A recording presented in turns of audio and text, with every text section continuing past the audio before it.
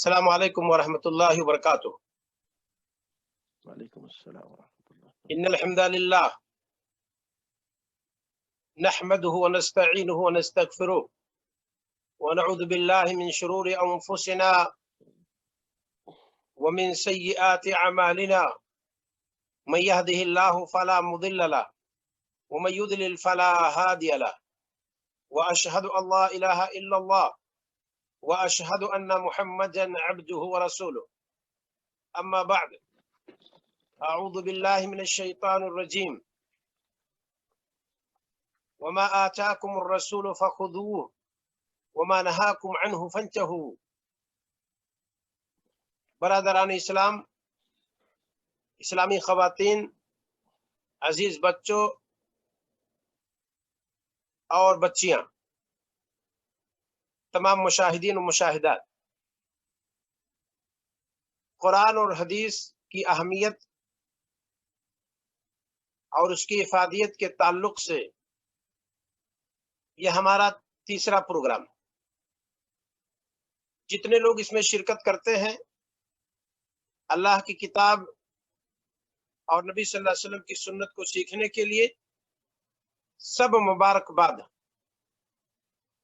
ہمارے نبی صلی اللہ علیہ وسلم نے فرمایا، من سلک طریقا یلتمس فیہ علما سہل اللہ بہ طریقا الی الجنہ۔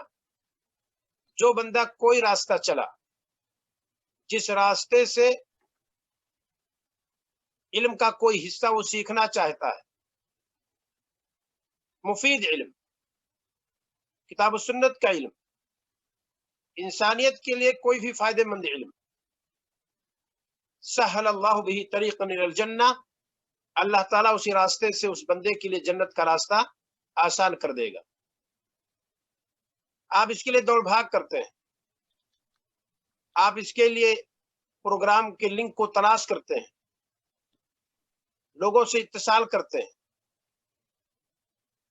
بہت سارے لوگ اس پروگرام کو لوگوں تک پہنچانے کی کوشش کرتے ہیں، وہ بھی مبارکباد ہے۔ اللہ کے رسول صلی اللہ علیہ وسلم فرماتے ہیں، نذر اللہ عمران سمع منی شیئا فبلغه كما سمعه رب مبلغ اوعى من سامع۔ تر و تازہ رہے ان کا چہرہ، تر و تازہ رہے ان کی ذات، اللہ رب العالمین ان کو تر و تازہ رکھے جنہوں نے مجھ سے کچھ سنا۔ یہ ہمارے نبی صلی اللہ علیہ وسلم کا ارشاد ہے، جنہوں نے ہم سے کچھ سنا فوعاہا، پھر اس کو یاد کیا، فبلغہ کما سمعہ، پھر اس بندے نے اس کو جیسے سنا تھا ویسے دوسروں تک پہنچا دیا۔ بہت سارے لوگ جن تک پہنچائی جاتی ہے وہ کہیں زیادہ بہتر طریقے سے یاد کرنے والے ہوتے ہیں ان سے جو ڈائریکٹ اپنے استاد سے سنے ہوتے ہیں۔ یعنی شاگرد کا شاگرد بسا اوقات چیزوں کو زیادہ یاد کرنے والا ہوتا ہے۔ اس وجہ سے علم کو اپنے تک محدود نہ رکھیں، دوسروں تک پہنچائیں۔ نبی کریم صلی اللہ علیہ وسلم اور صحابہ کرام رضی اللہ تعالی عنہم اجمعین نے بہت کوشش کی ہے طب دین ہم تک پہنچا ہے۔ آج دنیا کے ہر خطہ میں رہتے ہوئے ہم فخر کے ساتھ کہتے ہیں کہ ہم مسلمان ہیں۔ انہی کی کوششیں ہیں، انہی کی کاوشیں ہیں، انہی کی دوڑ بھاگ ہے، انہی کی محنت ہے جو پھل لائی ہے، اور ہم اور آپ آرام کے ساتھ گھر بیٹھے دین کو پا گئے ہیں۔ تو ہماری اور آپ کی بھی کوشش ہونی چاہیے کہ یہ انگلی جسے بھی آپ حرکت دیتے ہوں، اس کو آپ ذرہ سمجھتے ہیں، یہ بہت بڑا ذرہ ہے۔ فَمَن يَعْمَلْ مِثْقَالَ ذَرَّةٍ خَيْرًا يَرَهُ، جو ذرہ کے برابر نیکی کرے گا اسے دیکھ لے گا۔ ہم لوگ اس کے ذریعے سے کلک کرتے ہیں، دوسروں کو پہنچاتے ہیں۔ یہ چھوٹی سی انگلی ہے، اس کو حرکت دیتے ہیں، پورا پروگرام دوسرے تک ٹرانسفر کر دیتے ہیں۔ بھیجتے وقت ہم نہیں خیال کرتے کہ اس کی کیا اہمیت ہے، لیکن اس پروگرام کو پھیلانے سے اگر کسی بھائی کا فائدہ ہو جائے اور اس کی وجہ سے وہ اپنے عقیدہ اور مسئلوں کو منہج کو صحیح کر لے، تو جب تک وہ زندہ رہے گا، نیک عمل کرے گا، ہمیں اور آپ کو بھی اس کا اجر ملتا رہے گا۔ اللہ کے رسول صلی اللہ علیہ وسلم دوسری حدیث میں فرماتے ہیں، من دل علی خیر فلہ مثل اجر فاعلہ، جس نے کسی خیر پر کسی کو ابھارا تو اس کو اتنا ہی اجر ملے گا جتنا اس عمل پر عمل کرنے والے کو اجر ملے گا. خالی ہم نے اور آپ نے اگر پہنچا دیا ہے، دوسرے لوگ عمل کرنے لگے ہیں، تو اس میں کوئی شک نہیں، ہم اور آپ مبارکباد ہیں کہ ہمیں اور آپ کو اس کا اجر ملے گا جو آدمی اس پر عمل کرے گا. ایک اور حدیث میں سنا دوں، رسول اکرم صلی اللہ علیہ وسلم فرماتے ہیں بدأ الاسلام غریبا وسيعود كما بدأ، یہ اسلام اجنبیت کے عالم میں پھیلا ہے. وسيعود كما بدأ، اور ایک وقت آئے گا ویسے ہو جائے گا جیسے شروع ہوا تھا.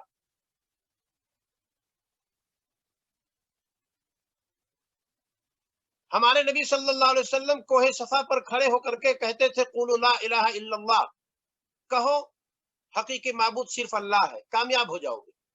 آپ کا گھرانہ، آپ کا چچا ابو طالب، ابو لہب، آپ کا چچا ابو لہب آپ کا مخالف تھا. یہ اسلام کی اجنبیت تھی شروع میں، کہ بھتیجا دعوت دے رہا ہے اسلام کی اور چچا مخالفت کر رہا ہے. اسی کو ہمارے نبی صلی اللہ علیہ وسلم نے فرمایا کہ بدأ الاسلام غریبا، اسلام اجنبیت کے عالم میں پھیلا ہے، کوئی نہیں پہچانتا تھا. جنہوں نے بعد میں قبول کیا ان کو بھی پتا نہیں تھا کہ یہ کیا چیز ہے، کون سی دعوت ہے. وَسَيَعُودُ كَمَا بَدَأَ فَطُوبَى لِلْغُرَبَاءِ، غربا کے لیے مبارکبادی ہو. ہمارے نبی صلی اللہ علیہ وسلم سے پوچھا گیا ومن هم الغرباء یا رسول اللہ، ارے اللہ کے رسول غربا کون ہے؟ دھیان دے کر کے سنیے گا. آپ صلی اللہ علیہ وسلم نے جواب دیا الذین یمسکون بکتاب اللہ حین یترک، غربا وہ ہیں جو اللہ کی کتاب کو تھامتے ہیں جب لوگ اسے چھوڑتے ہیں. وَيُحْيُونَ بِسُنَّتِي حِينَ تُطْفَىٰ، اور میری سنتوں کو زندہ کرتے ہیں جب لوگ میری سنتوں کو مارتے ہیں اور بجھاتے ہیں. تو ایسے لوگوں کو ہمارے نبی صلی اللہ علیہ وسلم نے فرمایا فَطُوبَىٰ لِلْغُرَبَاءِ، غربا کے لیے مبارکبادی. تو کون ہے غربا؟ جو اللہ کی کتاب کو تھامتے ہیں جب لوگ چھوڑتے ہیں، اور نبی صلی اللہ علیہ وسلم کی سنت کو زندہ کرتے ہیں جب لوگ مارتے ہیں. کتنی سنتیں آج کل چھوڑ دی گئی ہیں. اس علاقے میں جہاں سنت مار دی گئی ہے اگر آپ نے زندہ کر دیا تو جب تک لوگ اس سنت پر وہاں اس علاقے میں عمل کریں گے آپ کو اجر ملے گا. سفر سے جب گھر آئیے تو سب سے پہلے مسجد جائیے، 2 رکعت صلاۃ ادا کیجیے، پھر گھر جائیے. یہ ہمارے نبی صلی اللہ علیہ وسلم کی سنت ہے. یہ سنت بالکل چھوڑ دی گئی ہے. ہر کوئی ڈائریکٹ گھر پہنچ جاتا ہے، نہیں. سفر کر کے نبی کریم صلی اللہ علیہ وسلم جب آتے تھے تو سب سے پہلے مسجد میں جاتے تھے، وہاں 2 رکعت سنت پڑھتے تھے، کچھ دوست احباب سے وہاں ملاقات ہوتی تھی، پھر آپ صلی اللہ علیہ وسلم گھر جاتے تھے. تب تک گھر والے آگاہ ہو جاتے تھے کہ فلاں صاحب تشریف لے آئے. آج یہ سنت چھوڑ دی گئی. تو اس طرح کی سنت جس کو لوگوں نے چھوڑ دیا ہے اس پر عمل کرنا، اگر اس علاقے میں آپ زندہ کریں گے اسے تو اس میں کوئی شک نہیں جب تک لوگ اس پر عمل کریں گے آپ کو اس کا اجر ملے گا. ایسے ہی مغرب کی اذان کے بعد فرض کی صلاۃ ابھی اقامت اس کے لیے نہیں ہوئی ہے، 2 رکعت صلاۃ ہے. بہت ساری مسجدوں میں آپ دیکھیں گے لوگ ہاتھ باندھ کر کھڑے رہیں گے، کچھ نہیں پڑھیں گے، انتظار کریں گے کہ مؤذن صاحب اذان ختم کریں، فوراً تکبیر کہیں اور فرض صلاۃ شروع ہو جائے. جبکہ نبی کریم صلی اللہ علیہ وسلم فرماتے ہیں صلوا قبل المغرب، صلوا قبل المغرب وقال فی الثالثۃ لمن شاء، مغرب سے پہلے صلاۃ ادا کرو، مغرب سے پہلے صلاۃ ادا کرو. اور تیسری بار آپ نے کہا جو چاہے وہ ادا کرے، یعنی موقت نہیں ہے لیکن مشروعیت ہے. صحابہ کہتے ہیں جب اذان مغرب کی ہو جاتی تھی کننا نتبادر الی الاسطوانتی، تو ہم کھمبے کی طرف بھاگتے تھے. کس لیے؟ تاکہ اس کو ستھرا بنائیں اور اس کے آڑ میں 2 رکعت صلاۃ ادا کر لیں. انس رضی اللہ تعالیٰ عنہ کہتے ہیں کان نبی صلی اللہ علیہ وسلم یرانا، نبی کریم صلی اللہ علیہ وسلم ہم کو وہ 2 رکعت پڑھتے دیکھتے تھے. فلم یامرنا ولم ینہانا، تو واجبی طور پر کرنے کا حکم نہیں دیتے تھے اور نہ ہی اسے روکتے تھے. کتنی مسجدوں میں دیکھ چکا ہوں جیسے مغرب کی اذان ختم ہوتی ہے فوراً تکبیر شروع، وہاں اس سنت کو مار دیا گیا. وہاں اگر آپ اس کو زندہ کریں گے کہ بھائی کم سے کم 10 منٹ رکو، جو لوگ آ رہے ہیں جماعت پا جائیں، اور اسی طریقے سے جو لوگ موجود ہیں 2 رکعت پڑھ لیں کیونکہ اس کی مشروعیت ہے.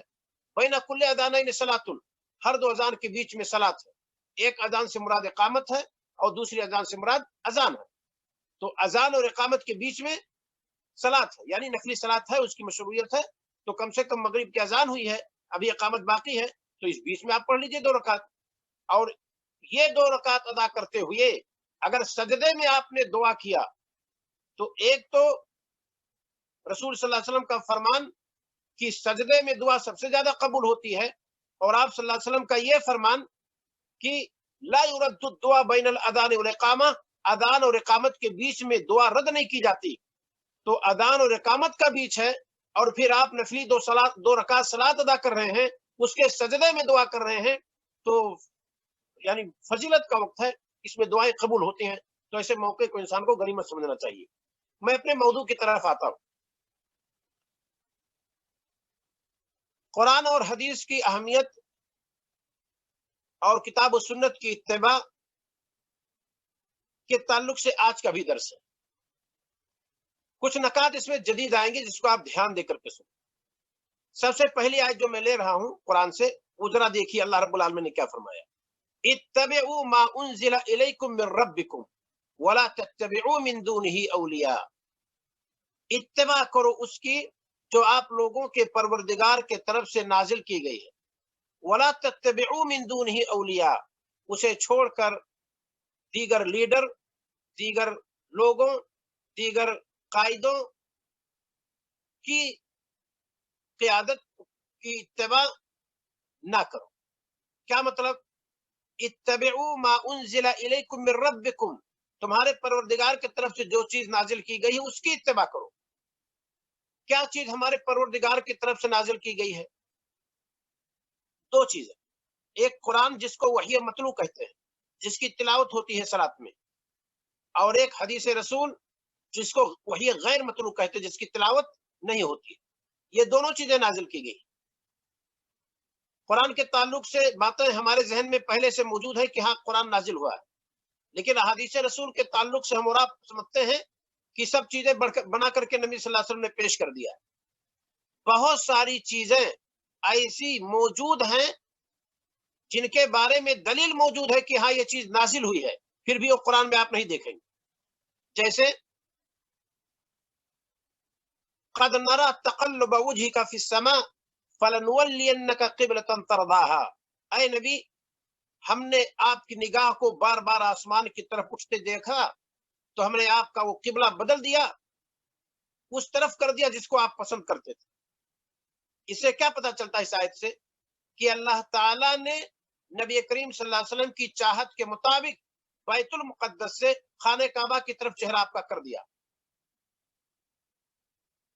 ये हुक्म है। उसके उसके बाद अल्लाह ताला ने फरमाया कि सलात के वक्त खाने काबा की तरफ चेहरा कर लिया करो।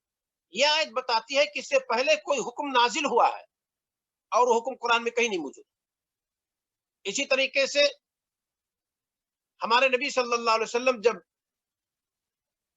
मदीना के यहूदियों को जिला वतन करने लगे और बनु नजीर का आपने घेराव किया, तो बनु नजीर की आबादी तक पहुंचने के लिए चारों तरफ से बागात थे, कोई बड़ी फौज नहीं गुजर सकती थी आसानी से। तो नबी करीम सल्लल्लाहु अलैहि वसल्लम ने हुक्म दिया कि दरख्तों को काटा जाए। जब नबी सल्लल्लाहु अलैहि वसल्लम ने दरख्तों के काटने का हुक्म दिया तो आप पर एतराज हुआ कि नबी अमन और सलामती का दावा करने वाला और हरे भरे दरख्तों के काटने का हुक्म दे दिया। दुनिया के लोगों ने एतराज किया, पूरी कायनात के लोगों ने सुना क्या एतराज हो रहा है, जवाब किसी के पास नहीं था कि वाकई हरे भरे दरख्त के काटने का हुक्म नबी सल्लल्लाहु अलैहि वसल्लम दे रहे हैं। आसमान वाला जवाब दिया,